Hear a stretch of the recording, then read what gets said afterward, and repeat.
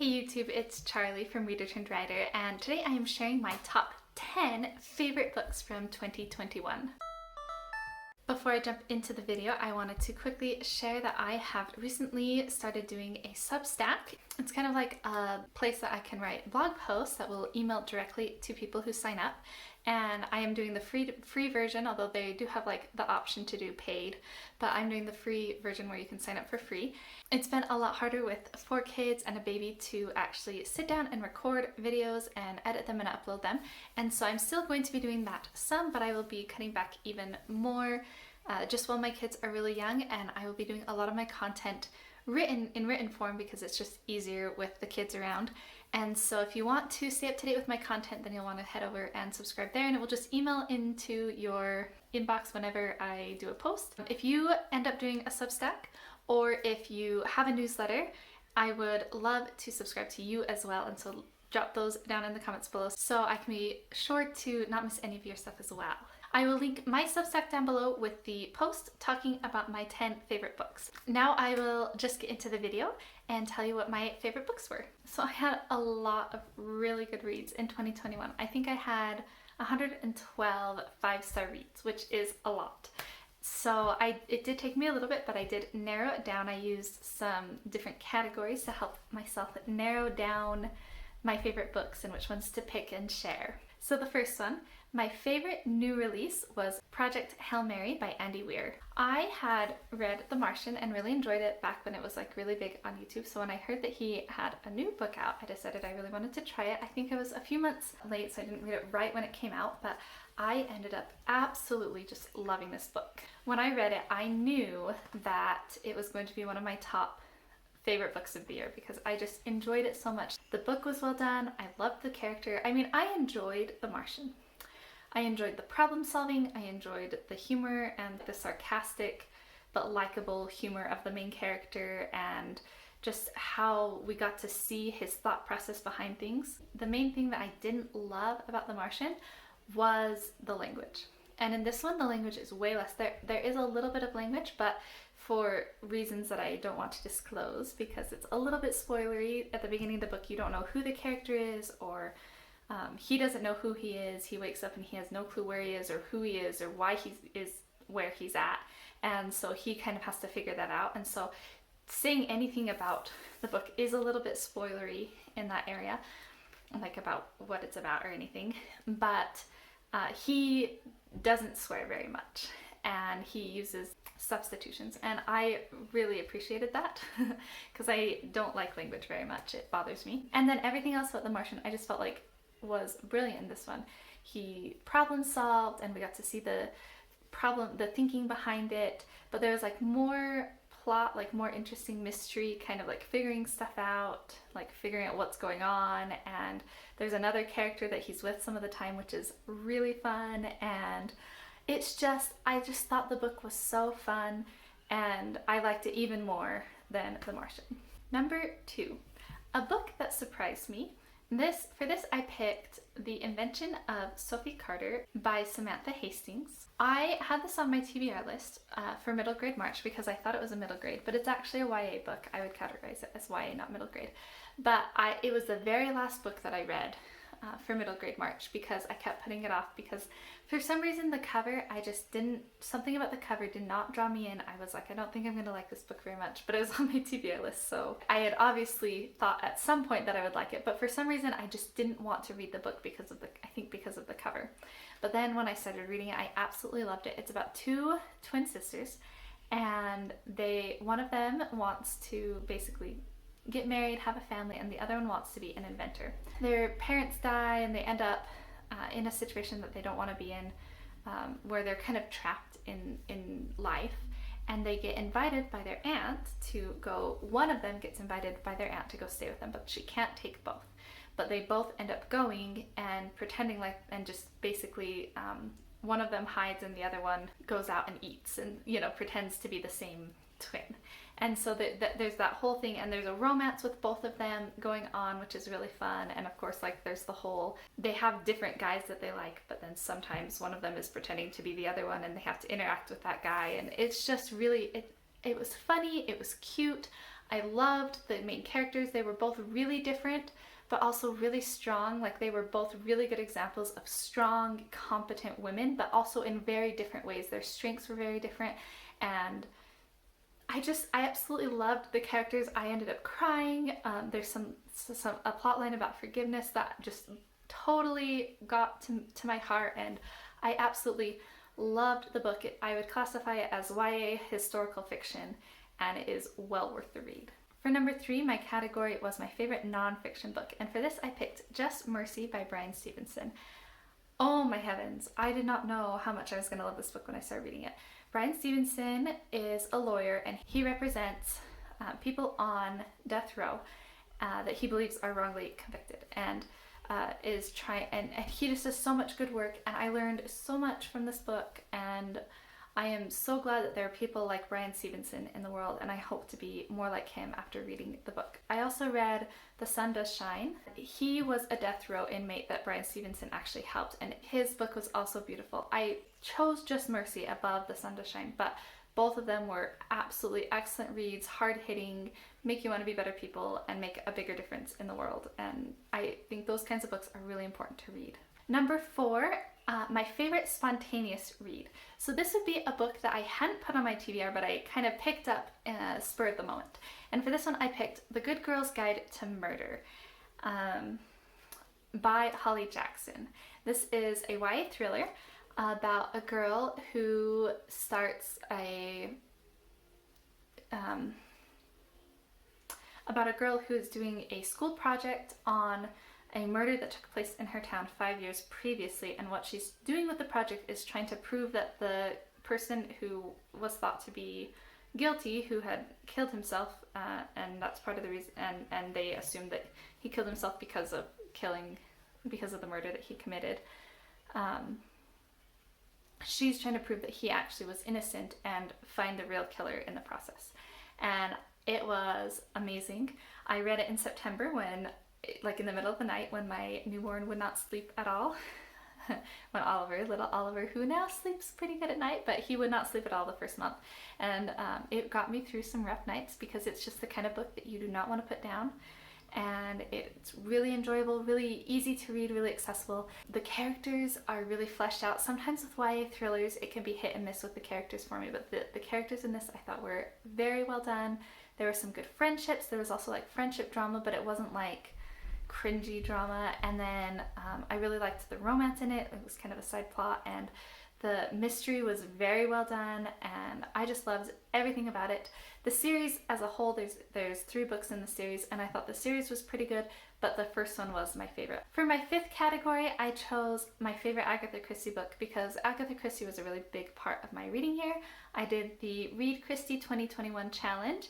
I am going to do the Read Christie 2022 challenge. So I read very many Agatha Christie books, so I decided to pick my favorite out of them. And my favorite was 1-2 Buckle My Shoe by Agatha Christie.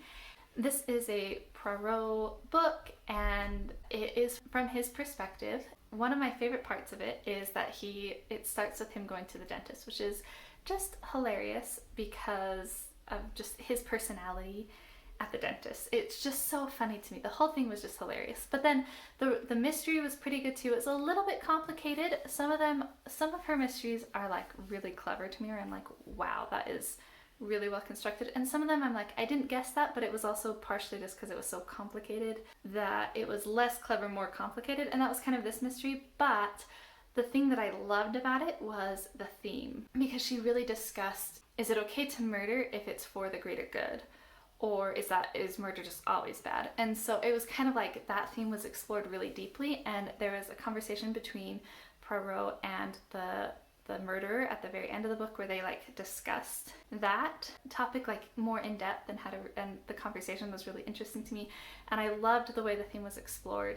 And just, of course, all the characters. My favorite part of Agatha Christie books are always the characters, because I think she does such a good job making them just come alive and jump off the page at me. Number 6, my favorite book that was part of a series. I picked The Glamourist by Louanne G. Smith. This book is the 2nd book in the Vine Witch trilogy.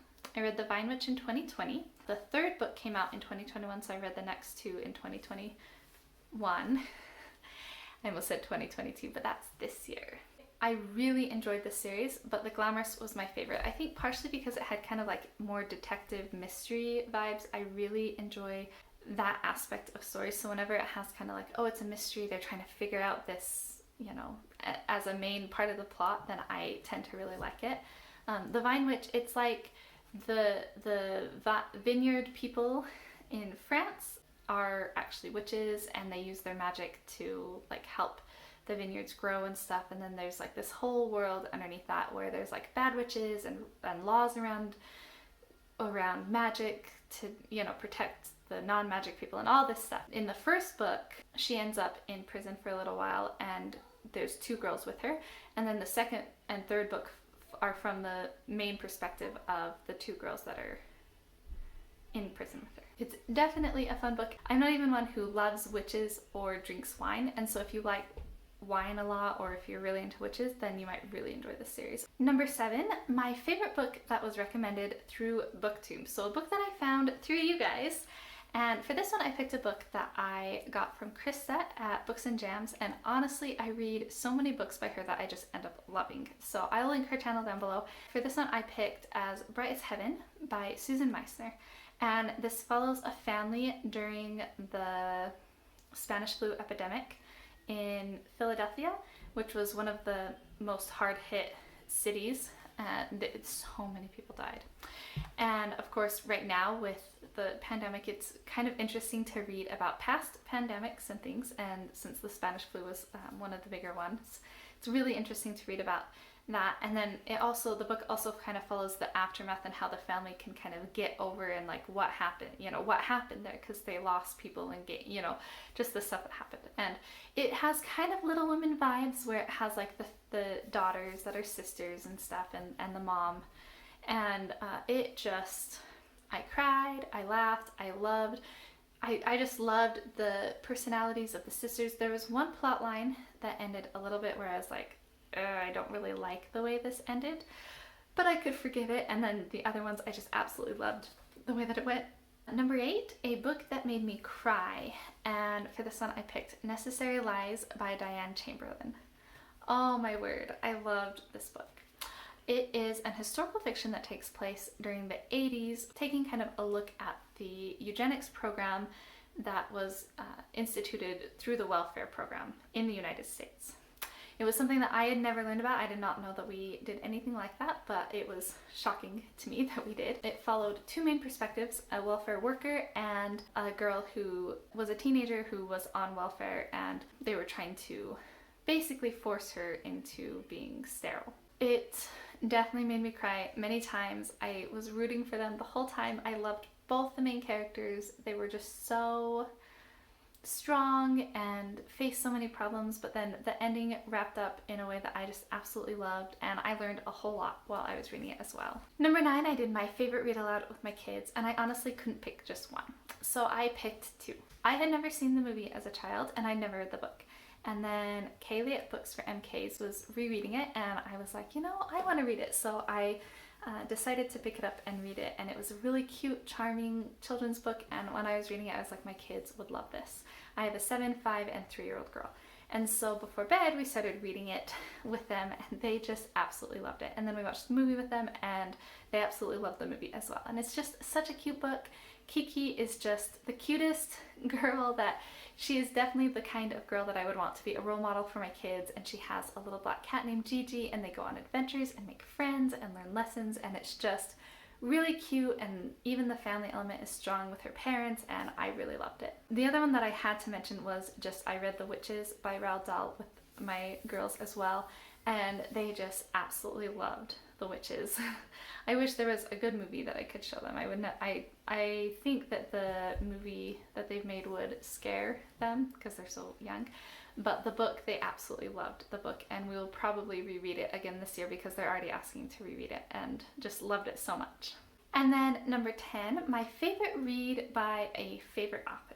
And so for this one, I picked Wild Bird by Wendelin van Draanen. And Wendelin van Draanen, I haven't read tons and tons of books by her, but every book that I've read, I've absolutely loved. She is the author of Flipped, That's probably her most famous one. Wild Bird is about a girl, a teenage girl who is kind of in trouble for drinking, into drugs, stuff like that. So her parents send her to a camp to try and like help her break her addictions and get over some of those hardships that she had. And it was such a heart-wrenching read for me. I flew through it. I absolutely loved to see her progress and her growth as a character. She just felt so real to me as a person, and just seeing her journey, I felt for her and for people who go through some of what she goes through, and I loved the resolution at the end, especially some of the things that she goes through to fix her relationship with her family while at camp. I just bawled. I love Wendelin van Draanen. I'm planning on reading more of her books this year. And then I decided to do a bonus one, because can you ever just limit yourself to 10, or since I've already done 11 because I did a bonus book in one of them, but I wanted to share my favorite reread of the year, and this one was really hard to narrow down because I had a lot of really good rereads. I usually only reread books that I either can't remember very well or that I absolutely loved. And so it's really hard to pick a favorite out of those, but I think I would pick Pride and Prejudice. I reread all of Jane Austen's books this year and I love them all, but Pride and Prejudice will always have a special place in my heart as the first Jane Austen book that I read, and also just as such a brilliant book. I just love the book, I love the movies, I love everything about Pride and Prejudice. So in the comments below, I would love to hear what your favorite book was in 2021. If you've read any of these books and liked them, I would also love to, or didn't like them, it's okay if we disagree. I would love to hear about your experiences in the comments below. We can talk more about books and connect there. Don't forget to go check out my Substack, and if you want to follow my reading journey more closely, you can follow me on Goodreads. I do share a book review of every book that I read there, as well as my Instagram, where I share more about my reading and writing journey. I'll link both of those down below. If you like this video, don't forget to hit that thumbs up and subscribe for lots of reading and writing content. Thank you so much for watching my video. I will see you in the next one.